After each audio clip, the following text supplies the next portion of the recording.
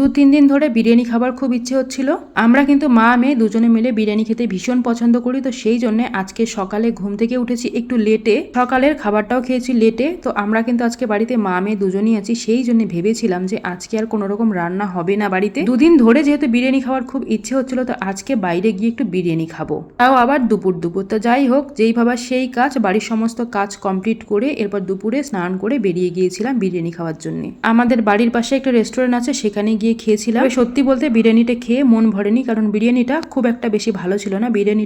বিরিয়ানি থেকে পোলাও বেশি মনে হচ্ছিল। ওখানে গিয়ে খাওয়ার পর মনে হচ্ছিল হাজি বিরিয়ানিতে খেলেই বেশি ভালো হতো। তো যাই হোক, ওখানে কিন্তু বিরিয়ানি খাওয়া কমপ্লিট করে এরপর আমরা চলে এসেছিলাম গ্রোসারি মলে। তো কয়েকটা জিনিস নেওয়ার প্রয়োজন ছিল আমার, তো সেই জন্য চলে এসেছিলাম। তো এখানে কিন্তু টপ ফ্লোরে আগে জামা কাপড় ছিল, মাসখানেক আগে এসে এখানে দেখেছিলাম যে জামা কাপড়গুলো যেগুলো ছিল সেগুলো প্যাক করে রিটার্ন করা হচ্ছে। এই জায়গাটাকে খালি করে এখানে হচ্ছে রান্নার যে জিনিসপত্র আছে সেগুলো এখানে শিফট করার কথা। তো সেই জন্য আজকে যখন আসলাম তো ভাবলাম যে ওপরে একটু চক্কর দিয়ে আসি, দেখি তো ওখানে কেমন কেমন জিনিস নিয়ে এসেছে। তো এসে দেখলাম আগে যেগুলো ছিল সেগুলো, নতুন তেমন কিছু নেই।